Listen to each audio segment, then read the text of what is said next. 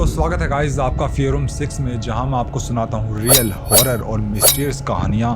ऐसी एक कहानी आज मैं आपके लिए लेकर आया हूं जो मुझे भेजी है जयपुर की रहने वाली निकिता ने। ये कहानी गाइस होने वाली है काला जादू और वशीकरण के ऊपर। कैसे निकिता के साथ क्या क्या हुआ, उसका बॉयफ्रेंड ने उसके साथ क्या किया, वो सब मैं आपको बताऊंगा। और ये कहानी निकिता की आप बीती कहानी, इसलिए ये कोई फिक्शनल कहानी नहीं है। काले जादू की ये स्टोरी निकिता ने मुझे मेल की थी और साथ में ये भी कहा था कि मेरा नाम बिल्कुल भी नहीं आना चाहिए, इसलिए इस कहानी में मौजूद सारे कैरेक्टर्स का नाम हम चेंज करने वाले हैं, लेकिन प्लेसेस वगैरह और सारी की सारी कहानी एज इट इज यही रहेगी। निकिता की इस कहानी को सुनने के बाद एक चीज तो डेफिनेटली होने वाली है, और वो है कि आप कभी किसी पर भी भरोसा नहीं करोगे, खासकर अपनों पर। इस स्टोरी के एंड में शायद निकिता आपको काफी गलत लगे, और शायद है भी, लेकिन मजबूरी किसी की भी हो सकती है। जयपुर के एक छोटे से गांव से उठकर निकिता अपने बॉयफ्रेंड के साथ दिल्ली आ जाती है, यहीं पर जॉब करने के लिए। उसके बाद जो कुछ भी खतरनाक चीजें इसके साथ हुई वो सब मैं आपको आज बताऊंगा, लेकिन उससे पहले इस चैनल को सब्सक्राइब जरूर कर दीजिए, और ये करना बहुत जरूरी है। उसी से हमें मोटिवेशन मिलेगा कि आपको स्टोरीज पसंद आ रही है, तो हम आगे भी ऐसे ही मेहनत करते रहें। और सब्सक्राइब करने जब जा ही रहे हो तो लाइक का बटन भी दबा देना। इसी के साथ करते हैं आज की हम ये काले जादू की स्टोरी, लेकिन कहीं पर भी स्किप मत करना, वरना पूरी वीडियो दोबारा देखनी पड़ेगी। गाइस, जो ये निकिता नाम की लड़की है, इसका एक्चुअल में नाम कुछ और है, लेकिन हम आपको नाम चेंज करके बता रहे हैं। निकिता जयपुर के एक छोटे से गाँव की रहने वाली है, और ये वहीं से अपना स्कूल कंप्लीट करती है। निकिता बहुत ज्यादा पढ़ाई में होशियार लड़की है। इसके सपने भी बहुत बड़े हैं कि दूसरे शहरों में जाकर पढ़ना, वहां पर जॉब करना, ये सब। लेकिन जो निकिता का परिवार है वो काफी पुरानी सोच का है, खास करके उसके पिता, जो कि बिल्कुल भी नहीं चाहते कि उनकी घर की लड़कियां कहीं भी बाहर जाएं। लेकिन इसी सोच को बदलने के लिए निकिता के जो मामा हैं वो काफी अच्छे हैं, वो उसको बहुत ज्यादा सपोर्ट करते हैं। निकिता का जब स्कूल कंप्लीट हो जाता है तो उसको एक बहुत ही अच्छे कॉलेज में एडमिशन मिलता है दिल्ली में, लेकिन उसके पिता बिल्कुल भी नहीं चाह रहे कि वो दिल्ली जाए। वो चाह रहे हैं कि यहीं पर वो अपनी ग्रेजुएशन कंप्लीट करे और उसके बाद उसकी वो शादी कर देंगे। लेकिन उसके मामा ने बहुत सपोर्ट किया और उसके घर वाले मान जाते हैं दिल्ली जाने के लिए। निकिता के मामा उसे दिल्ली ले आते हैं, वो भी अपनी जिम्मेदारी पर। एंड गाइस, निकिता के जो ये घर वाले इतने ज्यादा स्ट्रिक्ट हैं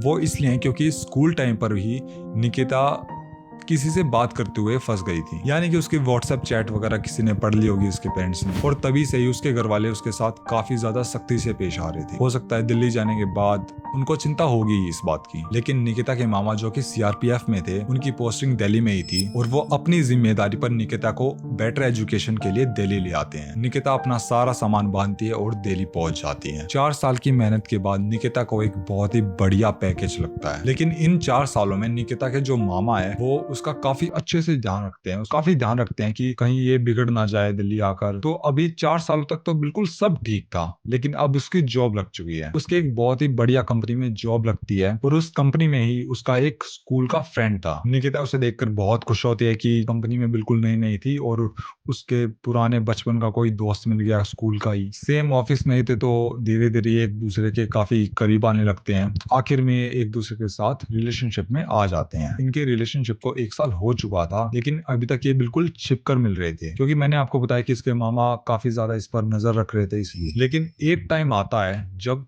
निकिता के मामा की पोस्टिंग हो जाती है बेंगलोर, और इनको अब अपने पूरे परिवार के साथ वहां से जाना था बेंगलोर। लेकिन निकिता उनके साथ रह रही थी, उसकी जिम्मेदारी उन पर थी, लेकिन कभी वो अकेली नहीं रही। लेकिन 5 साल रहने की वजह से वो एडजस्ट कर लेती, अगर उसे अकेला भी रहना पड़ता तो। निकिता के पेरेंट्स भी मान जाते हैं कि निकिता उसके मामा जी के घर पे ही अकेली रह लेगी कुछ साल, और उसके बाद उसकी वो शादी कर देंगे। लेकिन निकिता उनके घर में रहने के लिए बिल्कुल मना कर देती है। उसका कहना था कि अगर वो घर पे रहेगी तो घर की जिम्मेदारी और ऑफिस का वर्क वो एक साथ कैसे संभालेगी, इसलिए उसने कहा कि मैं पीजी में रह लूंगी आराम से, और घर पर आप परमानेंट ताला लगा दो। और सही बात है, अभी तक उसकी मामी उसके साथ थी, तो उसको घर का काम करने की कोई भी जिम्मेदारी ऐसी थी नहीं। इसके बाद उसके मामा मान जाते हैं कि अच्छे से रहना, अपना ध्यान रखना, पीजी में ही रहना बस। और फ्लाइट से उनका पूरा परिवार बेंगलोर निकल पड़ता है। लेकिन अब यहाँ से कहानी कुछ इंटरेस्टिंग शुरू हो जाती है। अब निकिता को मिल चुका था अच्छे से फ्रीडम, क्योंकि दिल्ली में अब उसका जान पहचान का कोई भी रिश्तेदार अब यहाँ पर नहीं था, वो बिल्कुल अकेली थी। तो अब जो उसका बॉयफ्रेंड था देव, वो उसके साथ आराम से रह सकती है। निकिता का जो सामान वगैरह था वो सब खुद उसके मामा पीजी में रखवा के आए थे, लेकिन अगले ही दिन निकिता उस पीजी से निकल जाती है और उसका बॉयफ्रेंड और निकिता दोनों एक फ्लैट किराए पर ले लेते हैं और वो दोनों एक साथ लिव इन में रहने लगते हैं। ये दोनों 4-5 महीने एक साथ एक ही ऑफिस में बड़े आराम से बड़े प्यार से रह रहे थे। लेकिन अब यहाँ पर आता है एक ट्विस्ट। निकिता उस कंपनी में एक बहुत ही अच्छी सैलरी पे थी, लेकिन दूसरी ओर उसको एक ऑफर आता है किसी और कंपनी का, वो भी बहुत बड़ी कंपनी थी जो कि ऑलमोस्ट उसके पिछले पैकेज से डबल था। निकिता खुश तो थी बहुत ज्यादा, ये बात उसने अपने घर वालों को भी बताई थी और उसके पेरेंट्स का भी कहना था कि हाँ ये तो बहुत अच्छी बात है, तुम स्विच कर लो अपनी जॉब। लेकिन निकिता खुश नहीं थी क्योंकि जो उसका नया ऑफिस है उसमें देव नहीं होगा। लेकिन देव ने भी उसे समझाया कि हम दोनों एक साथ एक घर में तो रह ही रहे हैं, बस ऑफिस में ही तो अलग अलग रहेंगे। और वो ऑफिस भी ज्यादा दूर नहीं था, बस मेट्रो के 2 स्टेशन ही आगे पीछे था। देव और अपने घर वालों की बात मानकर निकिता अपनी जॉब चेंज कर लेती है। अब निकिता को उस नए ऑफिस में मुश्किल से 1-1.5 महीना ही हुआ था और उसके जो नए दोस्त बनते हैं वो ऑफिस का एक ट्रिप प्लान करते हैं मनाली के लिए और निकिता उस ट्रिप के लिए बहुत ज्यादा एक्साइटेड थी पर उदास भी थी क्योंकि देव नहीं जा रहा था वहां पर। देव ने उसे समझाया कि हम फिर कभी कहीं और चल पड़ेंगे घूमने, अभी तुम जाओ के लिए। और निकिता ऑफिस पहुंचती है। ऑफिस की ही एक बस में, टूरिस्ट बस में वो सब अपने दोस्तों के साथ निकल पड़ते हैं मनाली के लिए। रास्ते में बढ़िया एंजॉय करते हुए वो मनाली पहुंच जाते हैं और एक बढ़िया से होटल में रुक जाते हैं। निकिता अपनी 2 फ्रेंड्स के साथ एक रूम में रुकती है जिसमें से एक का नाम था निधि और वो उसकी बेस्ट फ्रेंड थी। ये लोग उसी रात को पहुंचे थे तो काफी ज्यादा थक चुके थे, खाना वाना खाकर ये सब सो जाते हैं। लेकिन अब रात के 2 बज चुके थे और उनका दरवाजा खटखटाता है और उन्हीं में से उठकर उसकी एक दोस्त दरवाजा खोलने के लिए जाती है। रूम का वो दरवाजा खोलती है और इनका जो रूम था वो इस तरीके से था कि जैसे रूम का दरवाजा होता है उसके ठीक सामने वॉशरूम होता है और वॉशरूम के साइड में ही एक गैलरी निकलती है और सामने बेड होता है, यानी कि बेड से रूम का दरवाजा दिखाई नहीं दे रहा था। इन तीनों में से एक लड़की उठकर दरवाजा खोलती है और उसको काफी देर हो चुकी थी, 5-6 मिनट हो चुकी थी, उसका कोई जवाब नहीं आता और वो वापस भी नहीं आती। इनको चिंता होती है तो निधि जो उसकी बेस्ट फ्रेंड है निकिता की, वो उठकर देखने के लिए जाती है। उसे भी कुछ देर हो जाती है और वो भी वापस नहीं आती। निकिता को होने लगती है अब काफी ज्यादा चिंता। वो हिम्मत करती है और उठती है, दरवाजे के पास जाती है और बाहर देखती है कि बाहर कोई भी नहीं है, ना उसकी निधि फ्रेंड, ना कोई दूसरी फ्रेंड या और कोई भी नहीं। लेकिन अचानक पीछे से एक आदमी उसके सामने आता है एंड वो आदमी देव था। देव से बिना बताए उसे सरप्राइज देने के लिए अकेला मनाली पहुंच जाता है उसके पीछे से। वैसे तो निकिता डर गई थी बहुत ज्यादा, लेकिन वो बहुत खुश थी कि इतना अच्छा सरप्राइज उसे आज तक नहीं मिला। इसके बाद वो अलग से एक रूम ले लेते हैं अपने रहने के लिए और उसमें रहते हैं। उनको 3-4 दिन बीत चुके थे मनाली में ही घूमते हुए, लेकिन एक दिन ऐसे ही जब सब लोग उसके निकिता के सारे फ्रेंड्स देव ऐसे ही होटल के बाहर घूम रहे थे तो निकिता के पास एक आदमी आता है और वो उससे बात करने लगता है। देव उस टाइम पर उससे थोड़ा सा दूर खड़ा था, लेकिन वो नोटिस कर रहा था कि कोई लड़का उसके पास आया है और उससे बात कर रहा है। थोड़ी देर बाद ही वो आदमी निकिता के ज्यादा करीब आने लगता है, यानी एक तरह से उसको छेड़ रहा था। ये चीज देव भी नोटिस कर रहा था और उसे फील हो जाता है कि निकिता अनकंफर्टेबल फील कर रही है। देव उनके पास जाता है। देव की उनके साथ बहस भी हुई और थोड़ी बहुत मारपीट भी हो गई, लेकिन निकिता और देव के साथ इनके काफी और ज्यादा फ्रेंड्स भी थे, होटल वाले भी थे, तो उस आदमी की काफी ज्यादा पिटाई हो गई और एंड में पुलिस भी वहां पर आ गई और उस आदमी को पकड़कर लेकर गई। मनाली के इस बढ़िया से ट्रिप में जहां सब लोग एंजॉय कर रहे थे, इन सब का मूड वहां पर खराब हो गया और अगले ही दिन ये सब वापस आने लगते हैं। निकिता काफी चुप, बिल्कुल चुप। जब सब वापस आ रहे थे तो निकिता किसी से ही बात नहीं कर रही, बिल्कुल चुप। देव ने भी कहा कि तुम उस हादसे को भूल जाओ, ऐसा कुछ भी नहीं हुआ, सब नॉर्मल है, उस बात को तुम अब दिमाग से बिल्कुल निकाल दो। और ये सब आराम से घर पहुंच जाते हैं दिल्ली। लेकिन निकिता को 2 से 3 दिन बीत चुके थे। निकिता बिल्कुल भी नॉर्मल बिहेव नहीं कर रही थी, वो बिल्कुल चुपचाप और देव से तो बिल्कुल बात ही नहीं कर रही थी ठीक से। अपने ऑफिस में जा रही थी, वहां पर भी कुछ ज्यादा काम नहीं कर रही थी। उसके बॉस भी उसे डांट रहे थे, लेकिन वो किसी भी चीज पर ध्यान नहीं दे रही थी। वो मुश्किल से दिन में 2 से 3 घंटे ही सो पा रही थी, लेकिन ज्यादातर टाइम वो अकेली ही रह रही थी। वो किसी से भी बात नहीं कर रही थी। देव ने उसे डांटा भी कि उस बात को इतने दिन बीत चुके, तुम अभी भी उसी बात को लेकर अटकी हो। यानी कि उसकी जो हेल्थ थी वो भी खराब हो रही थी। नींद ठीक से ना लेने की वजह से उसके चेहरे पर, आंखों पर डार्क सर्कल भी आ गए थे। जब निकिता बिल्कुल भी ठीक से बिहेव नहीं कर रही थी, उसे बुखार भी हो गया था और रात में तो उसकी बॉडी काफी ज्यादा ठंडी पड़ जाती थी। तो देव डिसाइड करता है कि वो उसे हॉस्पिटल लेकर जाएगा, डॉक्टर को दिखाएगा। वो दोनों डॉक्टर के पास जाते हैं। डॉक्टर उसके काफी सारे टेस्ट वगैरह करता है, लेकिन रिपोर्ट आने के बाद डॉक्टर ने बताया कि इसे कोई भी बीमारी वगैरह नहीं है, इसकी सारी रिपोर्ट्स बिल्कुल नॉर्मल है, बस इसे थोड़ा सा स्ट्रेस है। तो देव ने भी डॉक्टर को बताया कि हम वहाँ मनाली गए थे, वहाँ पर ये सब हुआ था, शायद इसी वजह से इसको बहुत ज्यादा स्ट्रेस है। लेकिन उस बात को काफी दिन बीत चुके हैं, ये अभी तक उस बात को दिमाग से निकाल नहीं पाई। तो डॉक्टर ने देव को बोला कि इसे कोई भी बीमारी नहीं है, बिल्कुल फिट है, तो तुम ऐसा करो कि इसका ध्यान कहीं से भटक जाए। तो देव ने अब सोच लिया कि वो निकिता को इसके घर वापस जयपुर भेज देगा कुछ दिनों के लिए। अगर अपने परिवार के साथ ये रहेगी तो शायद ठीक हो जाएगी। लेकिन एक चीज जो कि काफी ज्यादा नोटिसेबल थी, निकिता औरों के साथ तो फिर भी थोड़ा सा नॉर्मल बिहेव कर रही थी, लेकिन देव से वो बिल्कुल दूरियां बना रही थी। यानी कि 1-1.5 महीने पहले तक जो निकिता अपनी जॉब तक चेंज नहीं करी थी सिर्फ देव के लिए, वो अपने घर जाने के लिए बिल्कुल आसानी से मान जाती है कि हाँ मैं अपने घर जाऊंगी। और ये चीज देव भी नोटिस कर रहा था। इसलिए निकिता की फ्रेंड जो निधि है, देव उससे पूछता है कि निकिता किसी और लड़के से बात तो नहीं कर रही ना इसके ऑफिस में। तब निधि ने भी मना कर दिया कि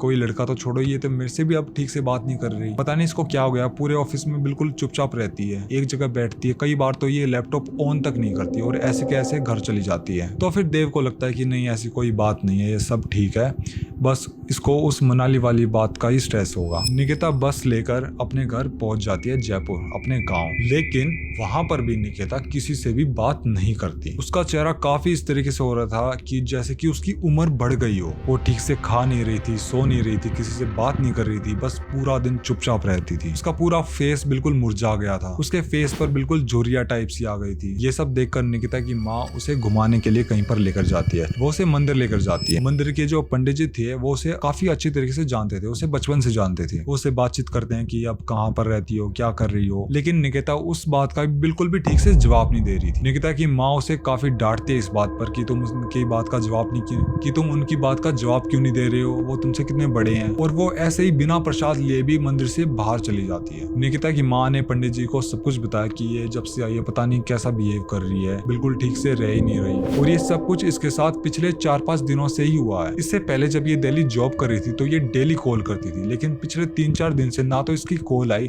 और जब से घर पे भी आई है बिल्कुल चुपचाप है। इसकी एक फ्रेंड है निधि, मैंने उससे ही पूछा था, लेकिन उसने सब कुछ नॉर्मल बताया कि सब कुछ नॉर्मल है, ऐसी कोई भी बात नहीं हुई निकिता के साथ। लेकिन निकिता को देखकर पंडित जी को काफी अजीब लगा। उसके साथ जो कुछ भी हुआ था वो समझ चुके थे, इसलिए पंडित जी निकिता की माँ को सिर्फ एक ही बात बोलते हैं कि अभी आप इनको लेकर घर चली जाओ और बाद में इसके पापा के साथ आप मेरे घर आ जाना, मुझे इसके पिता से इसके बारे में बहुत ही जरूरी बात करनी है। शाम को निकिता के पिता जब घर आए तो उसकी माँ ने उसको सब कुछ बताया कि पंडित जी ऐसे ऐसे बोल रहे थे, उन्होंने आपको बुलाया है। और ये दोनों पंडित जी से मिलने उनके घर जाते हैं। वहां पर पंडित जी ने बताया कि निकिता जो है वो ऐसे ही नॉर्मल तरीके से ये सब हरकतें नहीं कर रही, निकिता के ऊपर कोई ना कोई काला जादू कर रखा है और वो इस कदर उस पर हावी है कि मैं आपकी कोई भी मदद नहीं कर सकता। यानी कि उसके ऊपर किसी शैतान का साया है जो कि किसी ने जानबूझकर किया है। निकिता के पेरेंट्स के होश उड़ जाते हैं इस बात को सुनकर। वो उनसे कहते हैं कि आप कुछ भी कीजिए लेकिन निकिता को बिल्कुल ठीक कर दीजिए। पंडित जी ने बताया कि काफी देर हो चुकी है इस बात को, अभी मैं आपकी कोई भी हेल्प नहीं कर सकता, लेकिन फिर भी मैं आपको एक नंबर देता हूँ। वो एक तांत्रिक है जो कि मेरे पुराने दोस्त हैं, आप उनसे बात कीजिए, वही आपको कुछ हल बता सकते हैं इसका। अगले ही दिन निकिता के पिता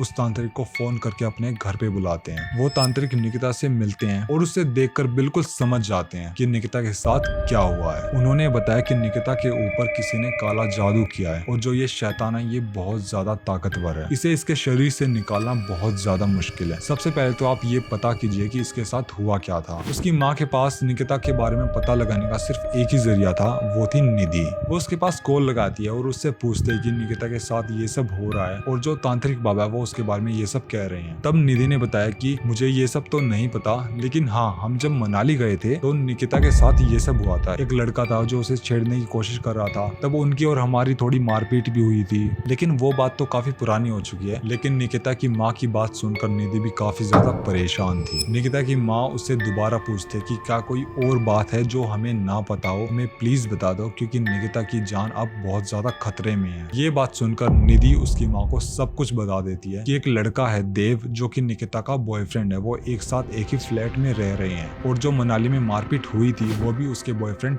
देव ने ही की थी। निकिता के पेरेंट्स काफी टूट जाते हैं इस बात को सुनकर, और वो सारी बातें उस तांत्रिक बाबा को भी बताते हैं। उस तांत्रिक ने बताया कि वो जो आदमी था जो निकिता को मनाली में छेड़ रहा था, उसी ने ये सब किया है। उसी ने कोई काला जादू किया है और किसी शैतान को निकिता के शरीर में डाला है। और अगर निकिता हमारे पास पहले आई होती तो शायद हम उसे बचा सकते थे, लेकिन अब इसकी जान बचाना बहुत मुश्किल है। तांत्रिक बाबा ने उन्हें बताया कि वो जो आदमी था जिसने ये सब किया है, वो नहीं चाहता कि निकिता और देव एक साथ रहें, इसलिए वो इन दोनों से ही बदला लेना चाह रहा है। निकिता के पेरेंट्स कहते कि आप कुछ भी कीजिए, लेकिन बस हमारी बेटी को बचा लीजिए। तो वो जो तांत्रिक बाबा थे वो कुछ क्रियाक्रम करते हैं निकिता के साथ, और जैसे तैसे उस शैतान को निकिता के शरीर से बिल्कुल निकाल देते हैं। निकिता बिल्कुल ठीक हो चुकी थी, लेकिन साथ में निकिता को ये भी कहते हैं कि तुम्हारे शरीर से वो शैतान अभी पूरी तरीके से नहीं निकला। कुछ ही दिनों के अंदर वो शैतान तुम्हारे शरीर पर दोबारा कब्जा कर लेगा, और अगर तुम ऐसा नहीं चाहती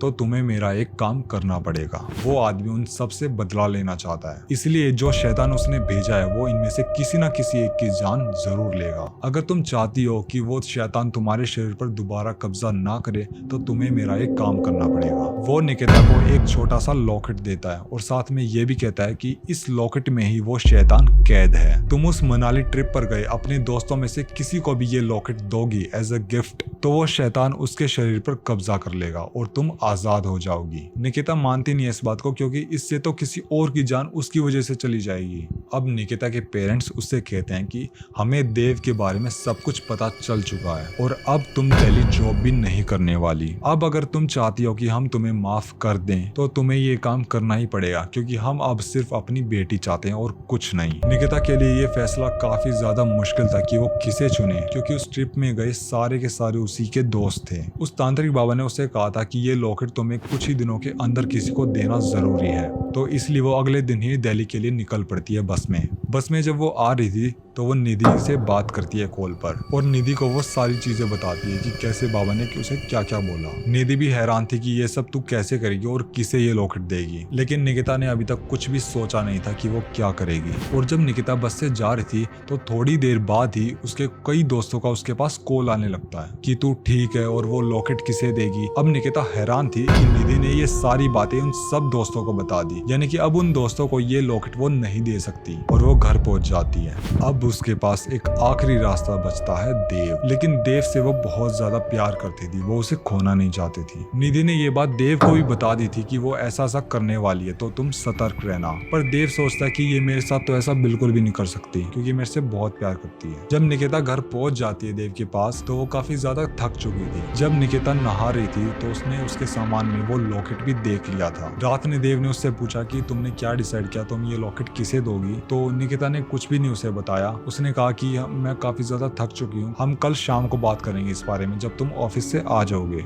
अगले ही दिन जब सुबह देव ऑफिस जाने लगता है तो निकिता उसके पास आती है और उसे एक नया वॉलेट देती है। निकिता ने बताया कि ये मैंने जयपुर से खरीदा तुम्हारे लिए, आज से तुम ये वॉलेट यूज करना। और देव काफी खुश था कि निकिता भी अब ठीक हो चुकी है और उसके लिए गिफ्ट भी लेकर आई है। उस पर्स को लेकर ऑफिस चला जाता है। जब शाम को देव ऑफिस से वापस आता है तो वो देखता है कि घर में निकिता नहीं है। उसे लगा कि वो कहीं पर मार्केट गई होगी। वो उसे कॉल करने लगता है, लेकिन वो निकिता कॉल भी नहीं उठा रही थी। इन सब के ठीक 15-20 दिन बाद घर पहुंचने के बाद निकिता ने कभी देव के पास कॉल नहीं किया और ना ही उसका कॉल पिक किया। घर पहुंचने के बाद निकिता ने देव को हमेशा के लिए ब्लॉक भी कर दिया। और उसके ठीक 15 दिन बाद निकिता को निधि का एक कॉल आता है और उसने बताया कि देव की हालत काफी खराब थी, उसको हेल्थ इशू काफी हो चुके थे, वो कई दिनों से बीमार था और आज उसकी डेथ हो गई। निधि ने उससे पूछा कि क्या वो लॉकेट तुमने देव को ही दिया था? निकिता ने बताया कि हाँ, मेरे पास और कोई भी रास्ता नहीं बचा था। वो लॉकेट उसी पर्स में डाल दिया था जो उसने देव को गिफ्ट में दिया था। निकिता के पास जब कोई भी रास्ता नहीं बचा था तो उसने उसी इंसान की जान ले ली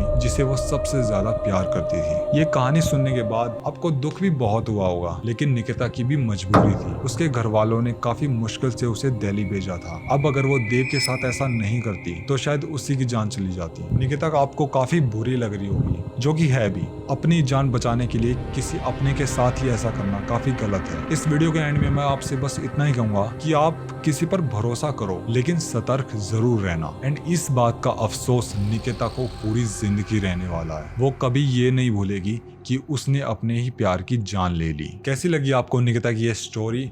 मुझे कमेंट्स में जरूर बताना। और अगर आपके पास भी कोई ऐसी काले जादू या हॉरर स्टोरी है तो आप मुझे मेल कर सकते हैं। मिलते हैं ऐसी एक नई हॉरर स्टोरी के साथ, तब तक के लिए शुक्रिया।